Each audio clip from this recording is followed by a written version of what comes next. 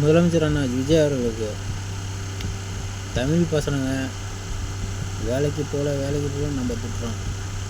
ஆனால் இருக்கிற கம்பெனியெல்லாம் வெளி மாநிலத்தால் தான் சேர்க்குது.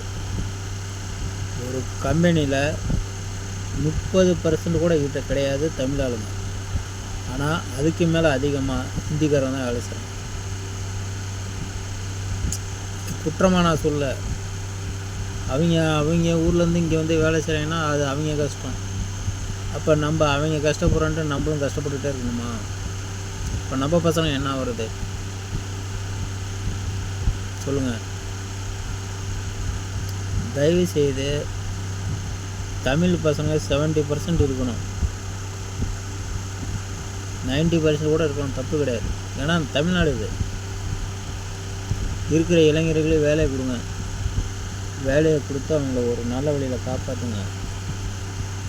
அடுத்தது இப்படி கம்பெனி ஹிந்திக்காரங்க தான் நான் கொண்டாந்து வேலைக்கு வைப்பேன் அப்படின்னாக்கா, அவங்க தமிழ்நாட்டுன்னு ஒரு வரி இருக்குல்ல, ஜிஎஸ்டின்னு ஒன்று, ஸ்டேட்டு ஒன்று, சென்ட்ரல் ஒன்று, ஸ்டேட்டை ஏற்றுங்க. நீங்கள் தமிழால் சேர்க்கலன்னா வரி ஏற்றுவோன்னு சொல்லி ஏற்றுங்க. அதெல்லாம் ஒன்றும் தப்பு கிடையாதுல்ல. அவன் சென்ட்ரலுக்கு தானே, அவன் சென்ட்ரல்லேருந்து தானே வரான் வேலைக்கு இங்கே. அப்போ ஸ்டேட்டை ஏற்றலாம்ல நம்ம வரியை.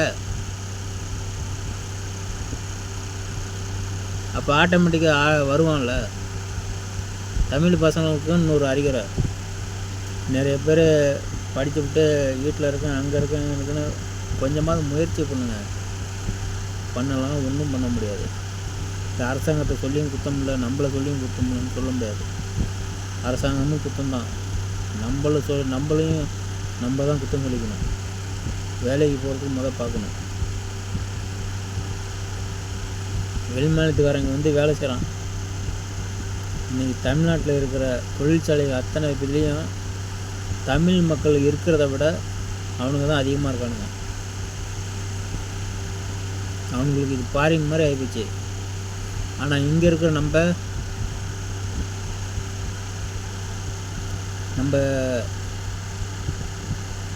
ஏதோ ஒரு வேலை கிடைச்சா போன்ட்டு அலையிறது.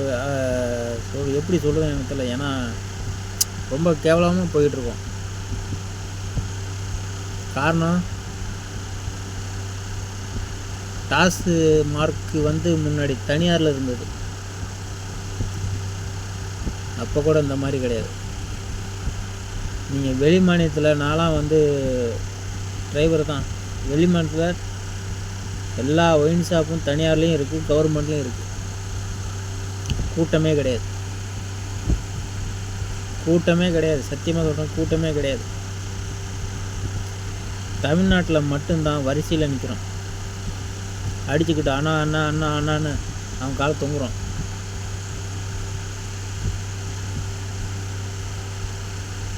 எதுக்கு இப்படி? நம்மளும் கொஞ்சம் சிந்திக்கணும், கவர்மெண்ட்டும் சிந்திக்கணும். கவர்மெண்ட்டு சிந்திக்க மாட்டேங்குது. காரணம் என்னன்னாக்கா, கமிஷன் நிறைய வருதுல்ல. அவன் ஏதாவது ஒன்று பண்ணி அவனுக்கு எலெக்ஷன் டைமில் ஒரு அமௌண்ட்டை கொடுத்துருவான். அதனால் அவன் கண்டுக்க மாட்டான். ஆனால் இப்போ விஜய் வந்திருக்காரு, 10 நாள் ஆச்சு. தலைவர் ஏதாவது செய்வார்னு நினைக்கிறேன். நல்லபடியாக ஏதாவது ஒரு பண்ணி பசங்களை கொஞ்சம் ஒரு நல்ல வழிக்கு கொண்டுக்கிட்டு போனால் போதும். பசங்க அவன் பொண்டாட்டி பிள்ளைய பார்த்துட்டு அவன் சந்தோஷமாக இருந்தால் அதுவே நமக்கு போதும். பங்களா வாங்கணும், கார் வாங்கணும், அதெல்லாம் ஆசை கிடையாது நமக்கு. அவன் ஃபேமிலி ரன் பண்ணுறானா, அதுவே நமக்கு போதும், சந்தோஷம். ஏன்னா எல்லாத்துக்கும் எல்லா வாழ்க்கையும் சாத்தியங்கிறது கிடையாது.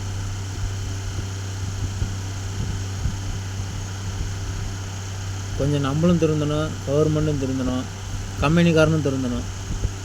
ஏன்னா ஹிந்திக்காரனை கொண்டாந்து உள்ளே சேர்த்துக்கிட்டு நமக்கு நிறையா கம்பெனி போயிருக்காங்க, இந்த டிரைவர் தான். ஆனால் 75% ஹிந்திக்காரன் தான் இருக்கான். அப்போ நம்ம பசங்க எங்கே போவாங்க?